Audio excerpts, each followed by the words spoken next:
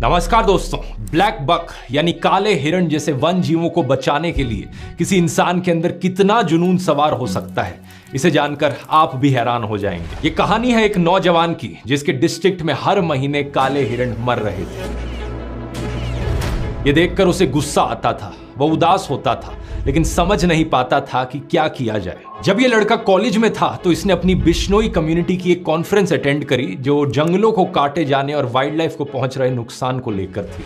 यही वो समय था जब इस युवक के मन में जिंदगी के मायने बदल गए। अपनी पढ़ाई पूरी करके ये गांव वापस आया और संकल्प लिया हिरणों को बचाने का। लेकिन सवाल ये था कि 20 साल का लड़का आखिर शिकारियों का मुकाबला कैसे करेगा। उसने सभी गांव वालों को कहा कि जब भी शिकार की कोई संभावना हो तो मुझे अलर्ट कर देना। एक बार गांव के एक इन्फॉर्मर ने उसे ऐसी ही जानकारी दी कि कहीं पर शिकार होने वाला है। सर्दियों की रात थी, तापमान करीब 14 डिग्री था, लेकिन फिर भी इस नौजवान ने अपनी मोटरसाइकिल उठाई और 30 किलोमीटर मोटरसाइकिल पर गया। जब तक ये वहां पर पहुंचा, अफसोस हिरन ऑलरेडी मारा जा चुका था। उसका मांस वहां पकाया जा रहा था, लेकिन फिर भी इसने पुलिस को बुलाया और शिकारी को गिरफ्तार करवाया। वाइल्ड लाइफ एक्ट 1972 के शेड्यूल 1 के तहत उसके खिलाफ केस दर्ज होता है। ये वहां के लोकल शिकारियों के लिए एक वार्निंग के जैसा था। कुछ समय बाद एक और ऐसा ही केस सामने आया। फिर से इंफॉर्मेशन मिली कि यहाँ पर एक हिरन मारा जाएगा और एक बार फिर से वहां पहुंचने तक हिरन का शिकार किया जा चुका था। इसे एक युवक ने अकेले शिकारियों को किसी तरीके से रोकने की कोशिश करी तो एक शिकारी ने उसके सिर पर बंदूक लगा दी। युवक ने कहा कि उसे डर तो महसूस हुआ, लेकिन उसे लगा कि अगर किसी प्रजाति को बचाने के लिए अपनी जान जोखिम में डालना जरूरी है तो यही सही। कुछ समय बाद पुलिस आती है और शिकारी को गिरफ्तार कर लेती है और कुछ इस तरीके से इसकी जान बच पाती है। जानते हैं दोस्तों हमारी इस कहानी में ये युवक कौन है? ये हैं बिश्नोई, 51 साल के अनिल बिश्नोई। इनकी कहानी पब्लिश हुई थी द बेटर इंडिया में, एक बेहतरीन मीडिया पोर्टल जो रेगुलरली ऐसे बहुत से रियल लाइफ हीरोज पर स्पॉटलाइट डालते हैं। अनिल बिश्नोई राजस्थान के लक्सार गांव में रहने वाले एक किसान हैं। आज तक 300 से ज्यादा शिकारियों को रंगे हाथ पकड़ चुके हैं। ये केस दर्ज करवाते हैं, गवाही देते हैं और जब तक केस चलता है फॉलो अप भी करते हैं और मुजरिमों को जेल तक पहुंचाने का काम करते हैं। ब्लैक बक्स की मौत के पीछे शिकार के अलावा कुछ और भी कारण हैं, जैसे कि रोड एक्सीडेंट्स, एक्सट्रीम क्लाइमेट्स, कुत्तों द्वारा काट लिया जाना। इसलिए अनिल बिश्नोई ने गांव से 2 लाख रुपए का चंदा इकट्ठा किया और 66 पोखर तैयार करवाए जहां गर्मी में जानवर पानी पी सके। किसी जानवर को चोट लगती है तो ये उसे अपने घर पर या फॉरेस्ट डिपार्टमेंट के मेडिकल सेंटर पर फर्स्ट एड देते हैं। अगर हिरन के बच्चे की मां मर जाती है तो हिरन के बच्चे को तब तक पाल लिया जाता है जब तक वो जंगल में छोड़ने लायक ना हो जाए। आज राजस्थान के 12 डिस्ट्रिक्ट्स में 3000 लोग उनकी टीम में जुड़े हुए हैं और इतने सालों में उन्होंने मिलकर करीबन 10,000 काले हिरण और चिंकारा हिरण को मारे जाने से बचाया है। यही कारण है कि राजस्थान की सरकार ने अनिल बिश्नोई को Amrita Devi environmental protection award से भी सम्मानित किया था। अब कमाल की बात देखिए दोस्तों, सोशल मीडिया पर कुछ लोग बिश्नोई की जबरदस्त तारीफ में लगे हुए हैं। हमारे न्यूज मीडिया पर इनके चर्चे हर हफ्ते देखने को मिलते हैं और एक ट्विटर यूजर ने तो ये तक कह दिया कि बिश्नोई भारत का नया भगत सिंह। अरे वाह, लेकिन प्रॉब्लम बस इतनी है कि ये लोग अनिल बिश्नोई की बात नहीं कर रहे। अनिल बिश्नोई को तो ये लोग जानते तक नहीं है। ये बात कर रहे हैं लॉरेंस बिश्नोई की। कौन है ये लॉरेंस बिश्नोई? इसने आज तक कितने काले हिरणों को बचाया है? ढूंढने पर ऐसा कुछ नहीं मिलता कि इसने वाइल्ड लाइफ प्रोटेक्शन में कभी काम किया हो, बल्कि पता चलता है कि इस पर 84 मुकदमे दर्ज हो चुके हैं। पता चलता है कि लॉरेंस तो एक गैंगस्टर है।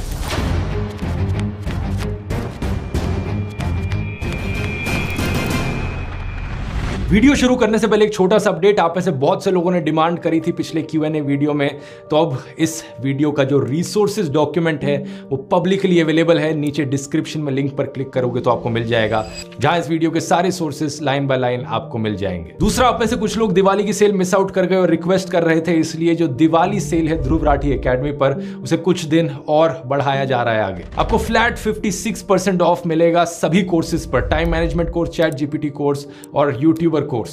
कूपन कोड इस्तेमाल कीजिए दिवाली 56। अब मिस आउट मत करना, यही मौका है अगर आप किसी भी कोर्स में इंटरेस्टेड हो और ये कूपन कोड सिर्फ कुछ ही और दिन के लिए वैलिड है। लिंक नीचे डिस्क्रिप्शन में मिल जाएगा सभी कोर्सेज का, या फिर आप इस QR कोड को भी स्कैन कर सकते हो। चलिए अब अपनी कहानी पर वापस आते हैं। अनिल बिश्नोई ने एक तरफ अपनी पढ़ाई करी सूरतगढ़ कॉलेज से और एनवायरमेंट और वाइल्ड लाइफ प्रोटेक्शन को अपना मिशन बना लिया।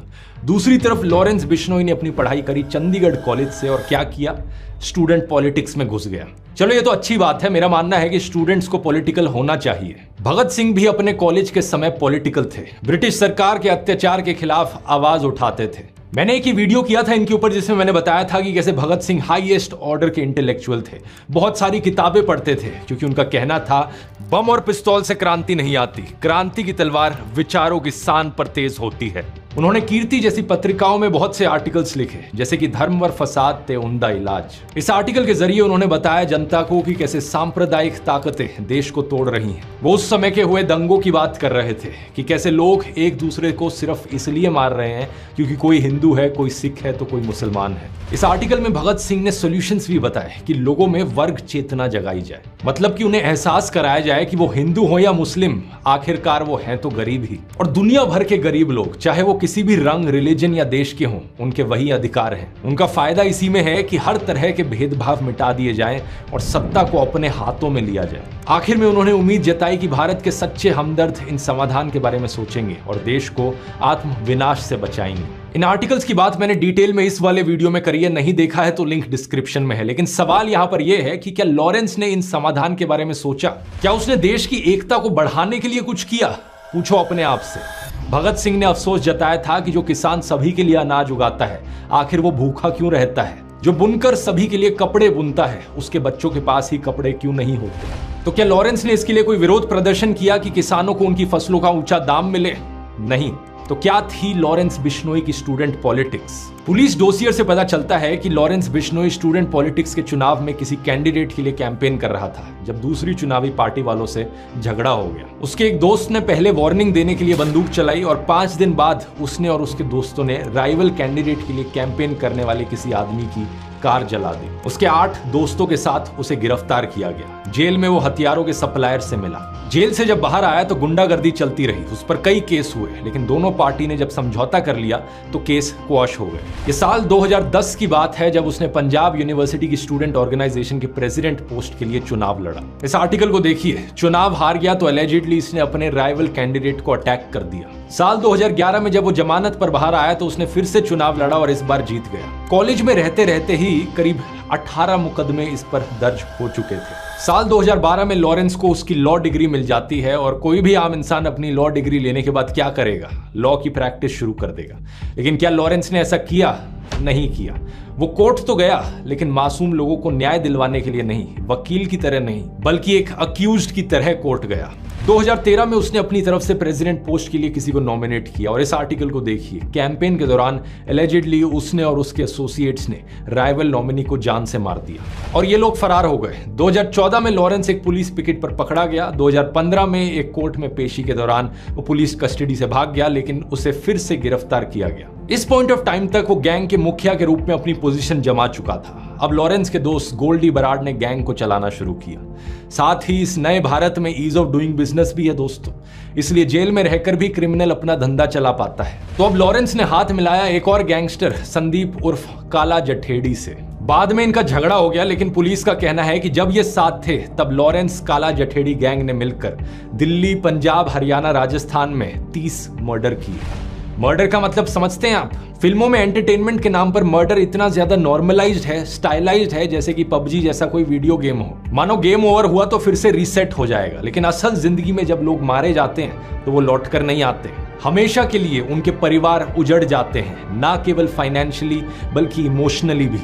30 से ज्यादा परिवार उजड़ गए यहाँ पर। लॉरेंस के सबसे बड़े दुश्मनों में से एक था दविंदर बम्बीहा। किस बात पर दुश्मनी थी इन लोगों की? क्या ऐसा था कि दविंदर बम्बीहा एक इंटरनेशनल नेटवर्क की मदद से देश में धार्मिक दंगे भड़काने का काम कर रहा हो, या फिर युवाओं को ड्रग्स सप्लाई कर रहा हो और लॉरेंस यहाँ इन सबको रोकना चाह रहा हो? नहीं, ऐसा कुछ भी नहीं था। वैसे कल को अगर कोई लॉरेंस पर बॉलीवुड फिल्म बनेगी तो जरूर ऐसा कुछ ग्लोरिफिकेशन, जस्टिफिकेशन कर देंगे ये लोग। लेकिन सच्चाई ये है कि लॉरेंस और दविंदर की दुश्मनी थी एक्सटॉर्शन मनी, यानी हफ्ता वसूली को लेकर। इसका मतलब है कि खून पसीने की, मेहनत की कमाई करना जिसके बस की बात नहीं है, वो लोग दूसरों को धमकाकर उनका पैसा लूटते हैं। धमकी देते हैं कि अगर पैसा नहीं दिया तो जान से मार देंगे, और अगर पैसा दोगे तो कुछ नहीं कहेंगे और दूसरे गैंग से भी तुम्हें बचाएंगे। दविंदर बम्बिहा का एक्सटॉर्शन रैकेट चंडीगढ़, मोहाली और पंचकुला में चलता था। लॉरेंस को भी यही पाप की कमाई चाहिए थी, तो इनकी इंटर गैंग राइवलरी की वजह से पंजाब, दिल्ली, चंडीगढ़ में शूटआउट्स हुए। हफ्ता वसूली के अलावा लड़ाई का एक और कारण था पंजाब म्यूजिक इंडस्ट्री और कबड्डी के खिलाड़ियों पर अपना शिकंजा कसना। लेकिन सितंबर 2016 में दविंदर बम्बिहा एक पुलिस इनकाउंटर में मारा जाता है। ਵੱਡੀ खबर बठिंडा तो है, जिथे gangster Davinder Bambiha police encounter दे विच मारिया गया। जो आजकल का यूथ बड़ा आकर्षित होता है इन गैंगस्टर्स को देखकर, वो ये बात अच्छे से समझ ले, जब भी कोई गैंगस्टर जिंदा होता है उसे छुप छुप कर रहना पड़ता है, या तो जेल में, और अगर जेल में नहीं है तब भी उसकी जिंदगी एक लग्जरी जेल की जैसी ही होती है। भले ही उसके पास पैसा है, लग्जरी है, लेकिन उसे रहना पड़ता है छुप छुप कर। अब चाहे ये लॉरेंस बिश्नोई हो या फिर दाऊद इब्राहिम, जिस तरह आपके और मेरे जैसे लोग कभी इंडिया गेट पर मजे से कुल्फी खाते हैं, कभी ऋषिकेश में दोस्तों के साथ राफ्टिंग करते हैं, अपने परिवार वालों के साथ खुशी खुशी फेस्टिवल्स मनाते हैं, ये सब आजादी इन गैंगस्टर्स को नसीब नहीं होती। इन्हें हर समय डर लगा रहता है कि कोई इन्हें मार देगा, या तो कोई दूसरा गैंगस्टर इन्हें मार देगा, या फिर पुलिस इनकाउंटर में मारे जाएंगे, या फिर जेल में बंद रहेंगे। ये भी हो सकता है कि जेल के अंदर अंदर ही इन्हें मार दिया जाए।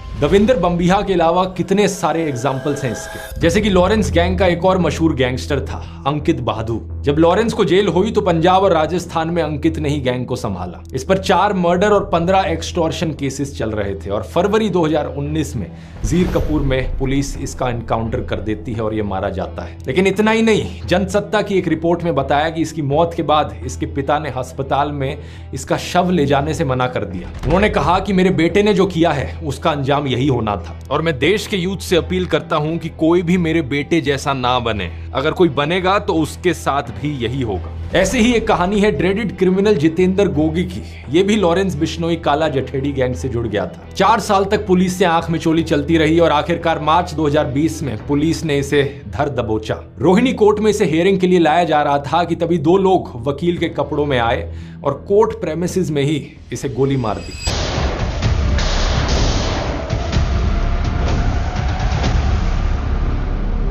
ये 2 असैसिन्स जग्गा और राहुल भी वहीं पुलिस द्वारा मार दिए जाते हैं। ये जितेंद्र गोगी के राइवल सुनील बालियान उर्फ टिल्लू ताजपुरिया के गैंग के लोग थे। इसके करीबन 1.5 साल बाद टिल्लू ताजपुरिया को भी मार दिया जाता है। कहां पर?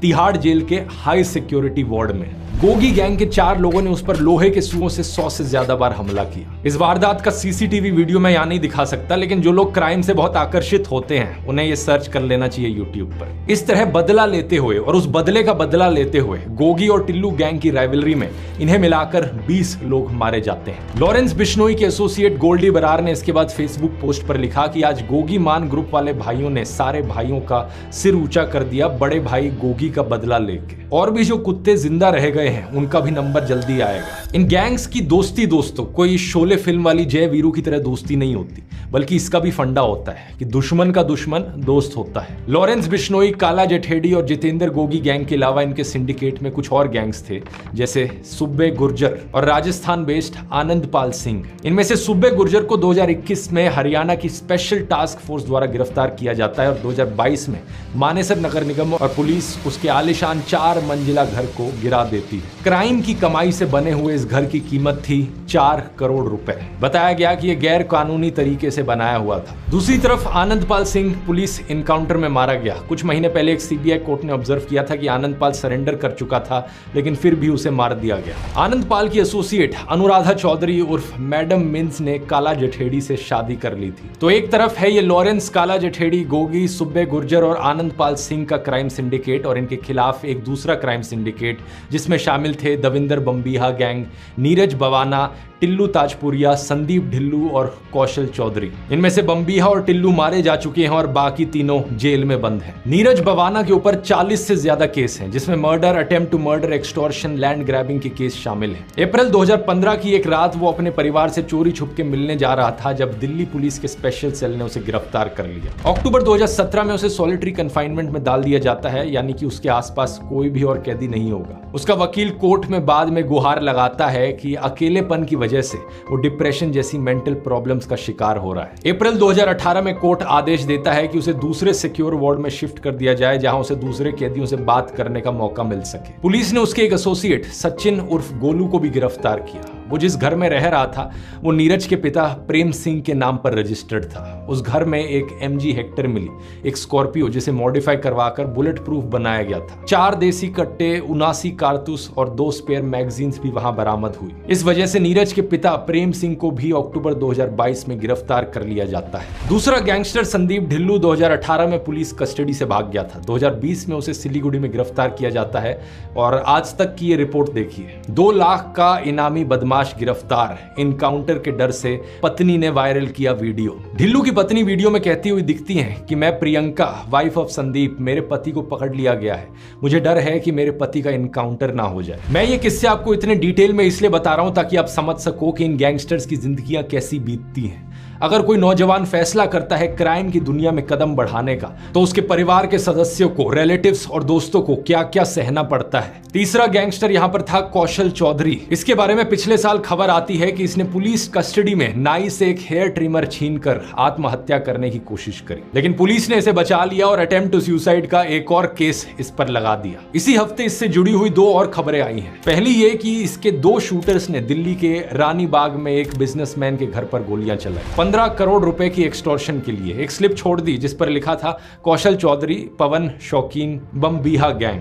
दोनों शूटर्स को गिरफ्तार कर लिया गया। दूसरी खबर देखिए, कौशल चौधरी ने लॉरेंस को मरवाने के लिए प्लान बनाया। इसी से ही रिलेटेड कुछ दिन पहले की ये खबर भी देखिए। क्षत्रिय करनी सेना ने 1,11,11,111 रुपए का इनाम देने की घोषणा करी है उस पुलिस ऑफिसर को जो लॉरेंस बिश्नोई को मारेगा। ऐसा इसलिए क्योंकि करनी सेना के अध्यक्ष सुखदेव सिंह गोगामेडी की हत्या कर दी गई थी और इसकी जिम्मेवारी लॉरेंस गैंग ने ली थी। कुछ दिन बाद इस खबर में अपडेट आता है कि सिर्फ पुलिस ऑफिसर को ही नहीं, अगर साबरमती जेल में बंद कोई कैदी भी लॉरेंस को मारेगा तो भी उसे ये इनाम मिलेगा। जो पुलिसकर्मी लॉरेंस बिश्नोई का एनकाउंटर करेगा, उस पुलिसकर्मी को 1,11,11,111 रुपए का पुरस्कार करनी सेना द्वारा प्रदान किया जाए। लेकिन दूसरी तरफ से कौशल चौधरी भी लॉरेंस की हिट लिस्ट पर है। ऐसा लॉरेंस ने NIA को पूछताछ में बताया। क्या कारण है इसके पीछे? कौशल चौधरी का रोल बताया जाता है विक्की मिद्धू खेड़ा के मर्डर में।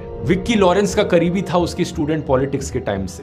अगस्त 2021 में उसका मर्डर किया जाता है। विक्की का नाम अक्टूबर 2020 की सिर्फ एक FIR में था जो लिखी गई थी चंडीगढ़ के सेक्टर 39 पुलिस स्टेशन में। इस FIR में विक्की पर आरोप था कि वो लॉरेंस गैंग का मेंबर था और उस गैंग के सदस्यों को लॉजिस्टिकल सपोर्ट देता था। मर्डर के 1 साल बाद मोहाली के SSP विवेकशील सोनी ने भी अपने बयान में यही कहा था कि लॉरेंस गैंग का करीबी होने के कारण विक्की राइवल बमबीहा गैंग का टारगेट था। दविंदर बमबीहा के मारे जाने के बाद इस गैंग को चला रहा था लक्की पड़ियाल। दिल्ली पुलिस की काउंटर इंटेलिजेंस यूनिट ने केस को क्रैक करते हुए बताया कि लक्की पड़ियाल के इंस्ट्रक्शंस पर कौशल चौधरी और अमित डागर ने इसकी साजिश रची थी। 4 शार्प शूटर्स को इसके लिए हायर किया गया था और बमबीहा गैंग के 12 गैंगस्टर्स गिरफ्तार हुए थे जिनमें 3 शूटर्स शामिल थे। उन्होंने भी इंटेरोगेशन में कौशल चौधरी और अमित डागर का नाम लिया।